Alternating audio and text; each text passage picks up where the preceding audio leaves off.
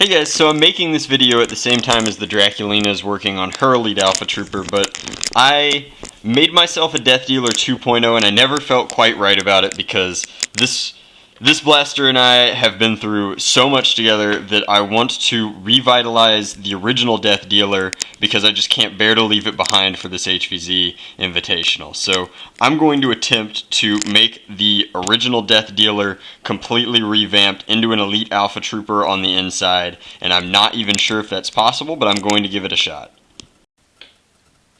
So in my project, trying to revitalize my original Deathdealer, I have gone ahead and decided to figure out what the differences in an original Elite Alpha Trooper are. So I went out and bought a stock Elite Alpha Trooper. It feels like it's been forever since I just went to the store and bought a Nerf blaster. So that was kind of fun.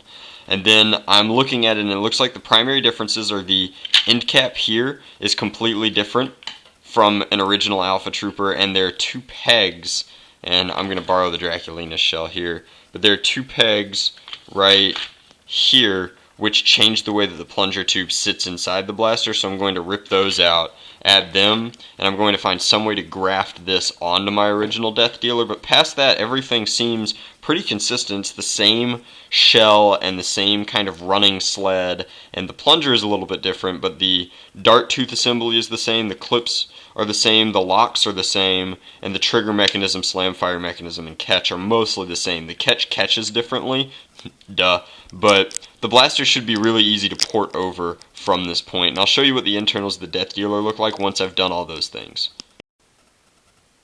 So, like I've said before, creation is funny and often requires destruction. It's one of life's little ironies.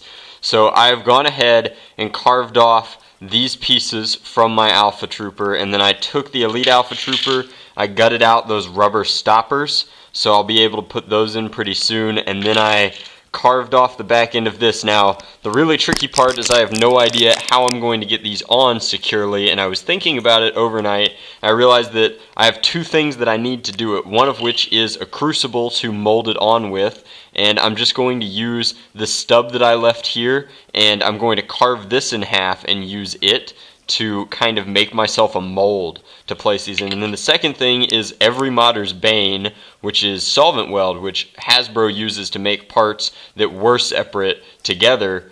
I'm going to use to make these parts that were separate together and kind of melt them into the same piece, because I need it to be really, really secure to act as both a spring rest and the main body of my blaster. So I'm going to get to work on that and see how it turns out. So at this point, I think that my grafting of the shells has gone reasonably well, or as well as I can hope. I laid down a coat of epoxy first, using half of the stock attachment piece to kind of crucible it into place, and then I applied clamps, epoxy, and then solvent weld in that order.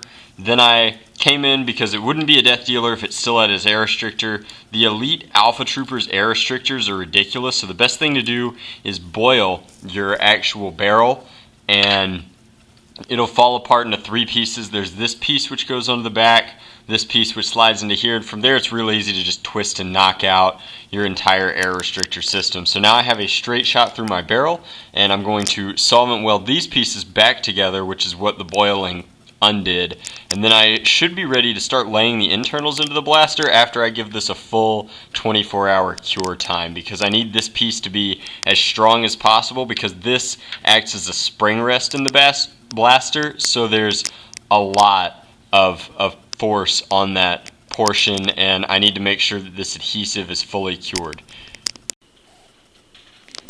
Alright, so the splicing held. I've waited the entire cure time. The spring rest looks solid, and I've always got an end cap and a stock to help reinforce it, because this will be just a re-edition of the Deathdealer. I went ahead and I sanded all of this. There was epoxy still kinda, and there's a little bit of dust at the top there, but I've sanded it down so that this will fit over it again, hopefully, and I can still lock it down and screw it in. It should be very nice. I'm gonna add in all the rest of my pieces, like my rail attachment and my dart holder, and I'm gonna see if we can't bring my Deathdealer back to life. Alright guys, so this is my Deathdealer 2.0 that I built to replace the 1.0. and it's firing fine.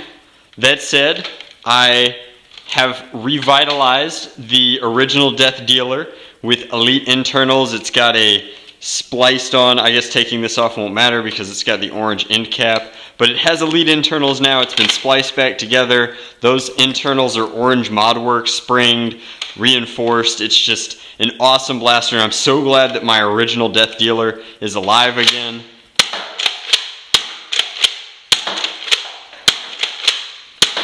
And all in all, I'm just pleased to have my old friend back for this invitational. I know that a lot of people are surprised because I expect to be the only person there with a yellow Alpha Trooper.